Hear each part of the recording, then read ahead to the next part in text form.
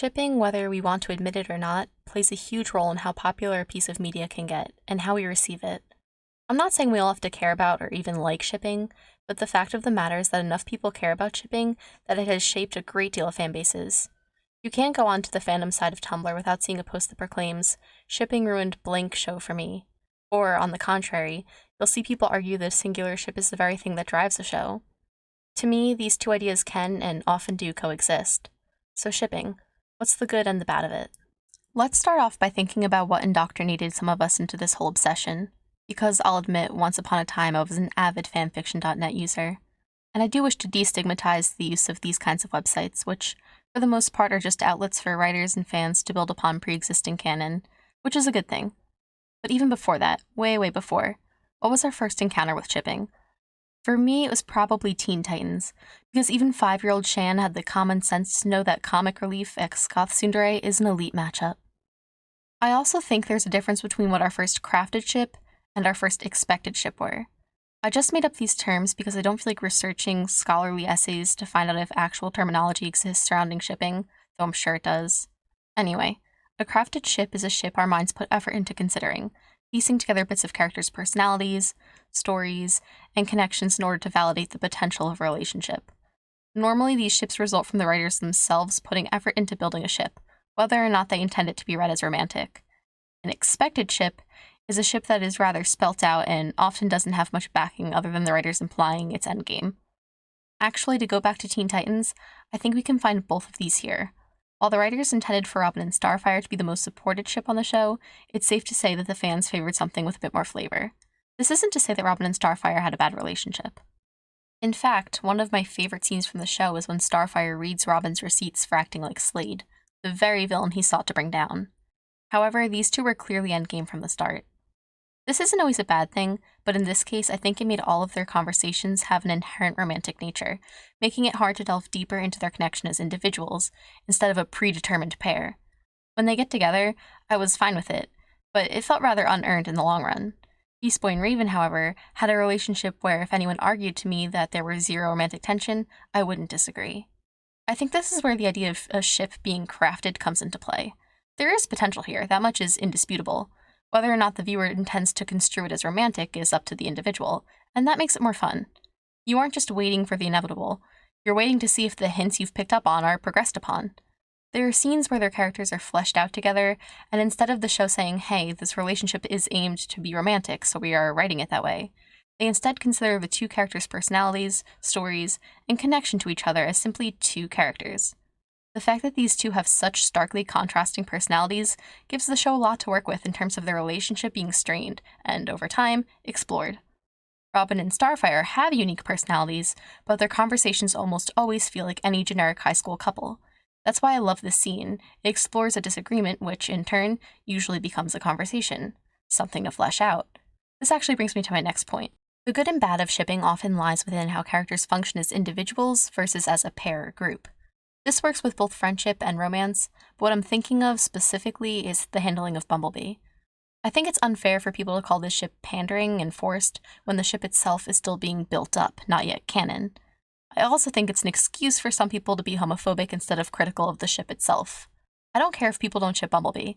In fact, I think Blake and Sun have a great friendship that definitely fostered romantic tension at some point. But I was shipping Blake and Yang since the scene in Burning the Candle. But at that point, I didn't think it would ever happen because none of the ships canonized in the stuff I watched were ever, gay. Point is, I appreciated the fact that their relationship was built up slowly, first as friends, then romantically. I think their separation helps the two grow as individuals, and when they come together, I'm glad that there was still some unresolved anger, glad that Yang had an actual conversation talking about it, glad that it took time. And while I like some of the cute scenes in Season 7 that add a bit of lightheartedness to their relationship, they've become more like a matching set. None of their development in Season 7 was separate from the other, and I feel like it took a lot away from their individual stories. The one thing they disagreed on was resolved in less than 3 seconds, and every scene they have is together. I love the ship, and I understand that RWBY has way too many characters to flesh them all out individually every single season, but I'm worried that Bumblebee the pair will replace Blake and Yang. Chidi and Eleanor from The Good Place are a great example of how characters' personal stories can come together naturally, rather than rewriting them as a set once the relationship becomes romantic. Even when they have a romantic relationship, they still have different approaches to situations, both have their own unique personalities, and their own faults. The Good Place is a story about self-improvement, so the fact that they still retain some of their flaws even after thousands of years of health therapy is a blessing. I love that Eleanor still exhibits some of her selfishness, and Chidi excessive selflessness in their relationship towards the end. It demonstrates how hard it is to work on a relationship. They talk it through, communicate, and Eleanor ends up addressing her own selfishness. This demonstrates that a relationship is best written when there is a balance between conflict and compromise. And I don't mean conflict like those Facebook posts you see from that girl you went to high school with, who hates her husband and posts long rants about how he cheated on her. They're always fighting, marriage is tough, but she wouldn't want to be there with anybody else. And I don't mean compromise in the sense that every disagreement between a couple should end in finding a direct center. Take Beau and Glimmer from She-Ra, for example. With nearly every dispute, Beau is in the right and Glimmer is in the wrong. Their communication is imperative, but compromise for them never exists right in the middle, and it shouldn't. Genuine apologies and time to heal is their take on compromise, and when relationships are written this way, people are more likely to ship it. When relationships are more tangible and have faults, we are aware that we aren't guaranteed canonization, making us further appreciate the raw nature of the relationship and analyze the potential of romance. When a show takes consequences seriously, we are more likely to take shipping more seriously, because the suspense is half the fun. Even if we have a good idea ship may be endgame, it's still fun to wonder when and how it will happen. Setbacks can fuel this. A great example of a show sticking to its consequences and setbacks is RWBY, if you ignore the whole Penny thing. What I'm talking about is the relationship between John and Pyrrha. Instead of the show spelling out, hey, these two immediately have an attraction because we say so, like with Fred and Daphne or whatever, they instead delve deeper. Pyrrha likes John because he doesn't glorify her and put her up on a pedestal like everyone else does, and while John treasures Pyrrha as a friend, he doesn't return her feelings because he's caught up on the idea of Weiss. Their relationship isn't easy to read for the first 3 seasons, so shipping can be more involved. In fact, RWBY is almost entirely comprised of crafted ships, sans Ren and Nora who, while an expected ship, still face ups and downs that allow them to grow as individuals. And while Pyrrha being fridged quite literally killed my ship, I think her death was a good decision. That's not the point of this video though. The point is that we tend to be more passionate about ships that aren't guaranteed. When we started to realize Pyrrha wasn't going to make it past season 3, it made the scenes between her and John more touching. The fact the show stuck to her death made the scenes where John reflected upon their relationship so emotional. One of the most stunning scenes in RWBY is the statue scene. The throwback song, the leaf imagery coming back after a few seasons, the fact we get a sliver of a look into Pyrrha's life pre-Beacon. This ship, while never technically canon, is a constant staple in the show. In regards to consequences, Korra as a show didn't stick to its guns with anything except for shipping. Oddly enough, it was the very thing that made the first 2 seasons so painful for me. Don't get me wrong, Korra's good, but the back and forth between Mako, Korra, and Asami was so painful, and I just did not care.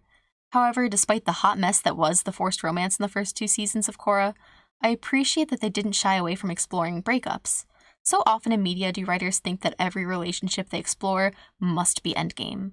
High school relationships having a time jump to 20 years later, and every couple is now married. Or if a couple breaks up, it's messy and they cannot be in the same room together. I appreciate that while Korra was realistically messy for teen romance, they were able to remain friends. In the real world, it's not uncommon for exes to be in the same friend group and have to refrain from messy breakups affecting their lives. If you asked me in season 1 if the endgame of the show would be Korra and Mako, I'd believe you. They were the expected ship. But the show went for the realistic approach and didn't have Korra's first crush be her forever soulmate person. Cool. So this is more on the end of how writers handle romance. But how does this realistic and less romanticized version of relationships tie into shipping?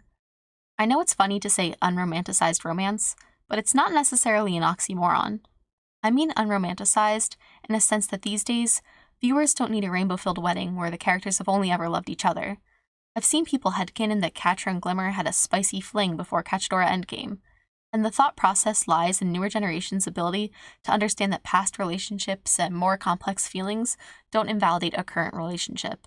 This provides writers with the ability to not worry too much that they have to stick to what they write in the moment. Take Blake and Sun, for example. Their flirty moments were cute, but it doesn't invalidate the fact that Blake and Yang are probably endgame. In fact, Blake's friendship with Sun is still one of the cutest on the show. If the show echoed older perceptions of romance and the fans shipped only what was implied, Blake would only have been able to end up with Sun, instead of writers being able to change plans as the show progresses. Writers and fans progress together in this way. Our ability to consider shipping more liquid runs parallel to the writers creating more liquid ships, and vice versa. And while the separation between romantic and sexual attraction has always existed, its recent acceptance into mainstream media has also added variety into shipping. Like, hey, I ship them because they're sexy, versus I ship them because my heart goes ooh woo. Okay, so now that I've finished my respectable hot takes on shipping, let's uncover some middle school memories. Why in shipping do viewers crave Mary Sue self-inserts? I talk about this in my Mary Sue's and Chosen Ones video, but these types of characters lack personality, individuality, and faults in order for them to act as a blank slate for the viewer to project onto. The viewer then, and I hate to say this, essentially ships themselves with a fictional character. That's right. Watching shows with bland protagonists that you project onto is just the repackaged form of YN Wattpad fics. And hey, I can't talk smack because I literally named my Stardew Valley character after myself and then married the first himbo I saw. It's just rather interesting how shipping as a concept relies so heavily on the yearning of viewers. This is why we craft ships more than expect them now. It's why we de-romanticize the romance. Viewers are people who, echoing real-world relationships, understand that their dream relationship isn't perfect, or, at risk of sounding cheesy, their perfect relationship is imperfect. To be honest, I don't know all of the reasons why shipping is so popular. I can imagine for people who don't care about romance, it can be very exhausting. That's why I agree that unless the show itself revolves around romance, like a shoujo, it should find a balance. I have some critiques for shows like Naruto and to an extent Shira, where everyone ends up in a romantic relationship in the end. In Naruto, some of the couples didn't even have conversation with each other prior to the time skip. And maybe this was just more realistic, but it felt more like Kishimoto just wanted to write some fairy tale ending where everyone is married, but he forgot to make Naruto a good dad. Point is, I appreciate when characters, specifically protagonists, don't have to be shipped to be interesting. And while I love shipping, I think it should be decentered from current media. This isn't to say that romance isn't fun, but similar to how I think Bumblebee is better as two individuals together rather than as a set pair, I think there can be a line where romance becomes the character's whole personality, and no one wants that. Characters like Tahani, who at first was so crushed by the notion that everyone had a soulmate except her, now realizing that she doesn't want a relationship for her eternal life, that's awesome.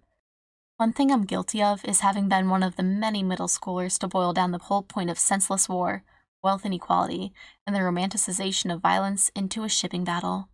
Isn't it ironic how one of the many solid points of the Hunger Games is how we ignore serious issues, often in media, for shipping?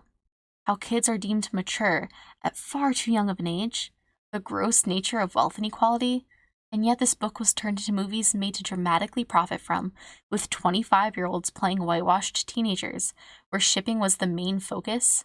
Shipping is good, but the real-life hypocritical handling of the Hunger Games demonstrates that letting shipping distract us completely from the lessons a show is providing can be dangerous. I'm just now realizing how all over the place this video is, but I don't care enough to revise and add some order, so do with these hot takes what you will. You can argue with me very nicely because I do think cartoons are something that agree to disagree applies to, and I really do appreciate constructive criticism. And I don't know where to put this, but shipping 30-year-olds with teenagers is weird, and stop it.